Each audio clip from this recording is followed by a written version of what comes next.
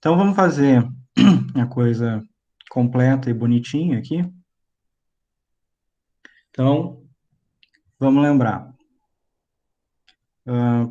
Quando a gente tem, então, em x, que lembrem, importante para a gente é x significa horizontal, né? O mais importante é horizontal. X é só o nome que a gente deu para horizontal, né? Mas o importante é horizontal. Então, em x a gente sabe que a aceleração é nula.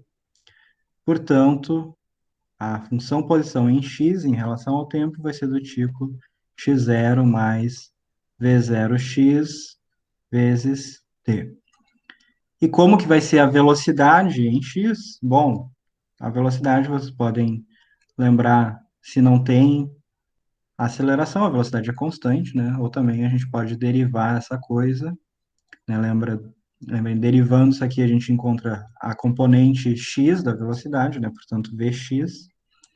E Vx, derivado disso aqui é zero, derivado disso aqui é simplesmente V0x, é V0x, que é constante, né? Então, que movimento é esse em x? É um movimento retilíneo uniforme, né? Velocidade constante, não existe aceleração.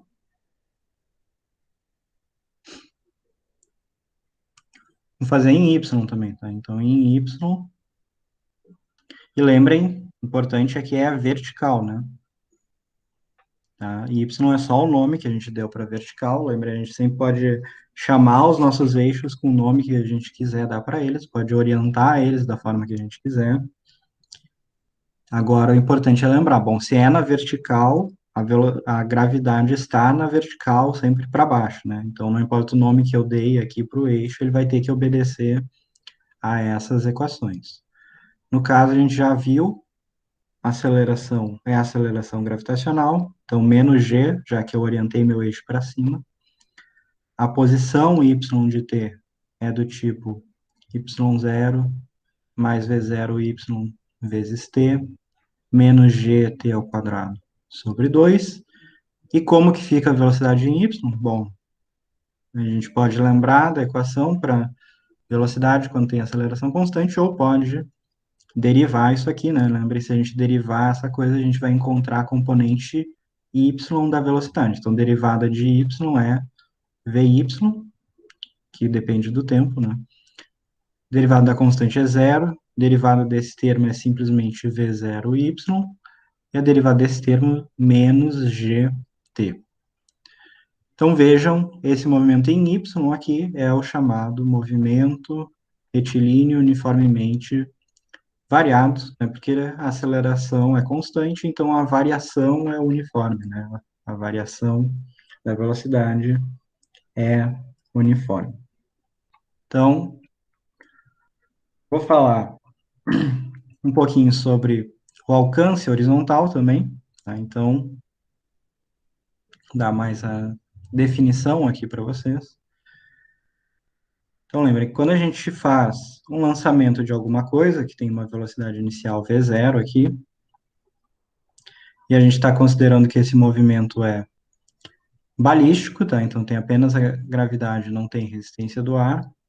A gente sabe o que vai acontecer com essa coisa, vai executar uma trajetória parabólica e vai retornar, no caso, se a gente tiver no mesmo nível sempre, né, vai retornar ao solo aqui. Aí a questão é, bom, o que a gente chama de alcance horizontal? Aí isso, na verdade, o único problema disso aqui é lembrar o que significa, né, qual que é a definição dessa coisa. Então, só para exemplificar, digamos que eu fiz o lançamento a partir do solo, tá? Então, essa coisa saiu daqui, do ponto y igual a zero, x igual a zero. Então, o alcance horizontal vai ser a distância na horizontal aqui, ou o deslocamento na horizontal, que eu vou medir quando essa partícula voltar ao mesmo valor de y que ela tinha inicialmente. Ou seja, se eu estava no y igual a zero, eu vou medir o alcance horizontal quando eu voltar de novo para o y igual a zero. E aí, nesse caso, o alcance, aqui eu vou chamar de ΔX, no caso. Então, nesse caso aqui, o ΔX é isso, tá? Então, isso aqui seria o ΔX.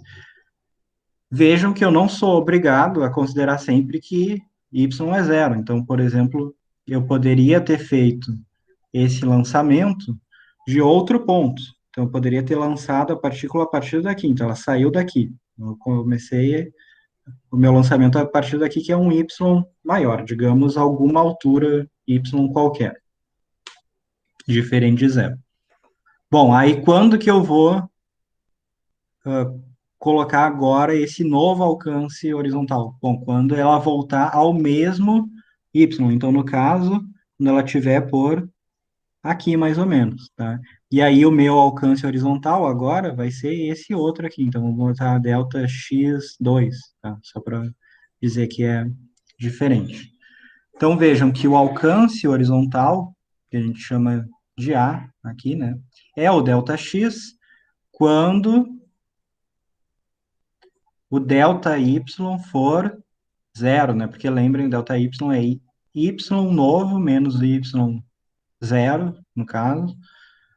E como eles têm que ser iguais, então isso aqui tem que ser zero, tá? Então eu vou medir esse deslocamento, essa distância na horizontal, mas num ponto específico. Que ponto é esse? Quando o y, quando a altura volta a ser a mesma do ponto que eu considerei inicial, né? Então, aqui é uma coisa que provavelmente eu vou deixar para vocês fazerem em casa, tá?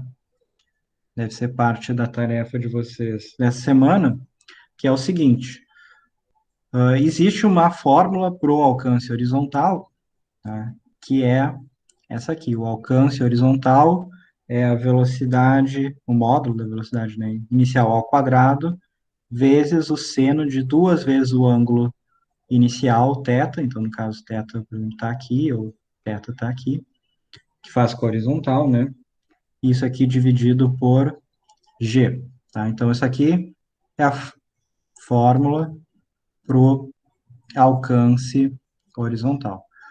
Agora, eu não quero que vocês decorem essa fórmula, eu só quero que vocês consigam, na verdade, chegar nela, tá?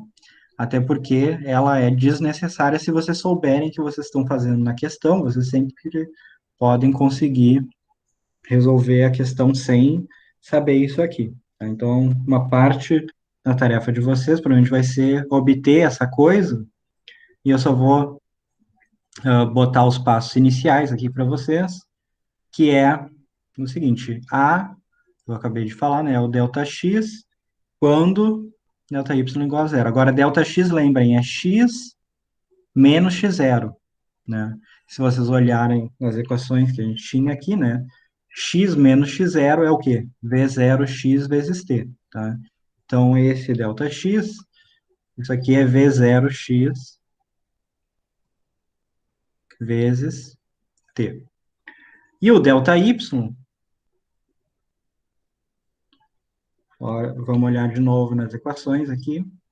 O delta y é y menos y0, né? Isso é o delta y. Mas isso aqui é igual ao quê? V0y vezes t menos gt ao quadrado sobre 2.